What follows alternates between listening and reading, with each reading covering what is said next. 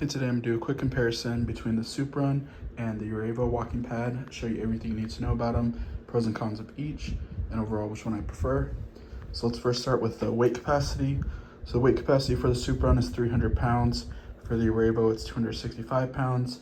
Max speed for the Superun is 3.8 miles per hour, and for the Urevo, it's 4.0 miles per hour. Now these are what they include. It includes a remote, replacement battery, and the oil for the Superun. This remote is not part of it, but then the Urevo includes the remote, extra battery, and oil as well. They also include a tool for adjusting the belt. Now let's go ahead and actually test them out, see how loud they are. So for the Superun, for some reason, my remote just stopped working and I just have not been able to fix it. I've even tried changing the battery and it just does not work. But for some weird reason, a different remote that I have for another walking pad works. But the downside is only the power button and the changing the speed works. Can't use the pause button. There's a pause button on this remote, so that's a feature that I basically lost, but that's like a cool feature, being able to pause it. And when I was able to do it, you could pause and resume, and it resumes at the starting speed. But let's go ahead and actually start. This goes up by 0.1 every time. We're gonna go up to 2.0. Now another thing about this Superun is it has an app. Right there you can like download and scan the app.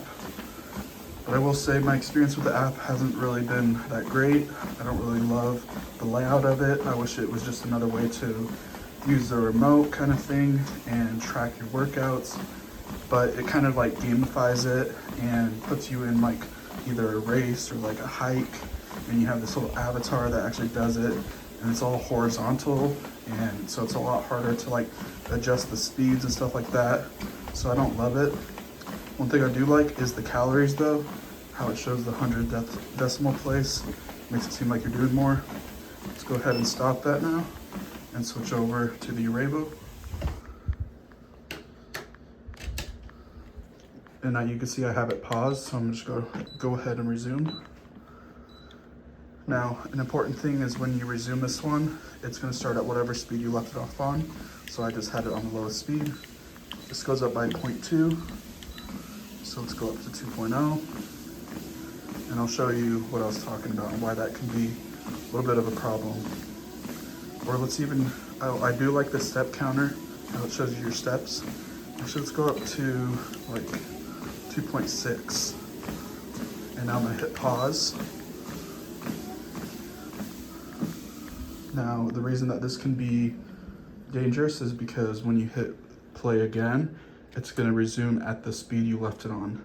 So if you, instead of starting over at the lowest speed, so since I had it on 2.6, it's gonna just start and go right at that speed. So just like be extra careful with that. Make sure to lower the speed to a slower speed if you're going to pause it, just to be a little bit more safe. But apart from that, it's really smooth. It's also a little bit longer in length if you look at them side by side, so you have a little bit more of the leeway. Now lastly, I wanted to talk about adjusting the belts. So it's gonna be pretty similar for both of them.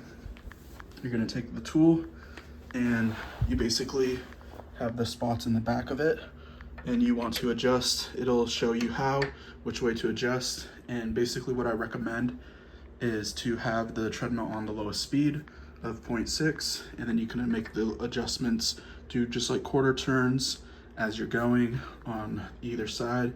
Basically you'll do the opposite on each side, and then you'll see the belt move in the direction you want.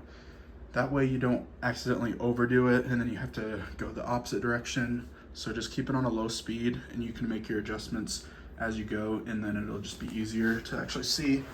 You can also loosen the belt and then get the oil in the middle, or you can just lift it up and get the oil into the middle of the belt when it needs it. Overall, they both have been great options.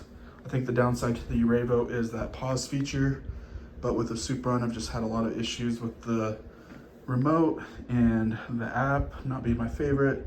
So I think with all that being said, my preference is still the Urevo, but you can't go wrong with either.